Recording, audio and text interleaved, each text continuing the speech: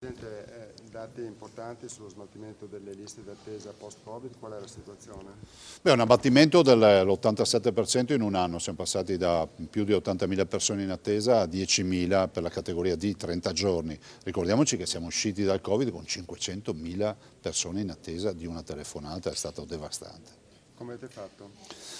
Sicuramente modelli organizzativi nuovi, grandi nostri operatori medici, infermieri e OS che hanno lavorato duramente, c'è un più 5% della produzione delle 80 milioni di prestazioni all'anno. Dico anche che però resta il grande problema che mancano i medici, 50.000 medici meno in Italia, dei quali 3.500 da noi. Abbiamo fatto 212 concorsi, praticamente un concorso ogni 3 giorni, ma non riusciamo a assumere. E quindi da qui la sua proposta di reintegro in un libero mercato dei medici che sono in pensione. Lei ha detto che ne ha incrociati più di qualcuno, con le lacrime agli occhi per essere costretti ad andare via dal reparto. Ma glielo confermo, sono medici informati che hanno vissuto una vita, hanno dedicato la loro vita alla sanità pubblica, sanità che qui non ha abdicato a curare il cittadino, siamo la regione con minor quantitativo di sanità privata a livello regionale. E penso che quelli che oggi sono interdetti del poter lavorare nel pubblico perché pensionati vanno a lavorare nel privato. Non capisco per quale motivo nella contrattazione privata non possa entrare nel mercato anche il pubblico.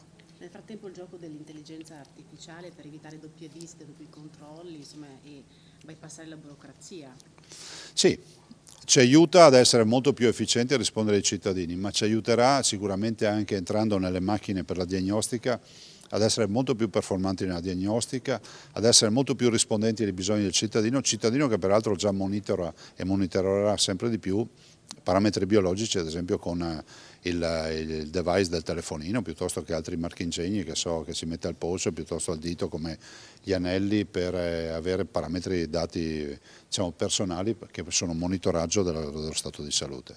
Quanto la riforma del rapporto dei medici di medicina generale, che potrebbero diventare appunto dipendenti del Servizio Sanitario Nazionale e quindi della Regione, può dare una mano a questo problema della carenza? Ma guardi, diciamo fino in fondo che non è una battaglia contro i medici di base, che sono una colonna portante. Abbiamo semplicemente proposto di poter eventualmente assumere i nuovi medici e non avere un contratto, diciamo, libero professionale come accade oggi, e i quali potrebbero essere dedicati ad esempio a zone, diciamo, marginali dove si fa fatica a trovare qualcuno che ci vada in libera professione. Tutto qua, a me sembra una roba di buon senso. Oggi lei ha risposto anche pensando alle lamentele che spesso si sentono dire sulla sanità, per esempio il fatto sono in lista d'attesa ma se pago mi visitano subito.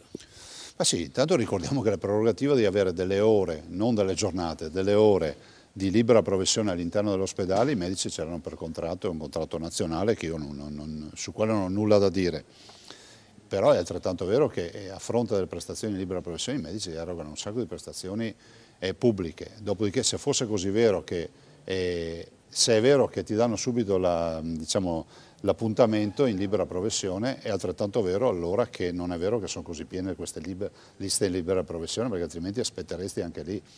La verità è che noi eroghiamo 80 milioni di prestazioni all'anno in pubbliche e il risultato di questo lavoro si vede, abbiamo 12.000 medici che ci lavorano, 64.000 dipendenti in generale, 2 milioni e mezzo di accessi a pronto soccorso e abbiamo, pensi, mediamente ricoverate ogni giorno 9.000 persone.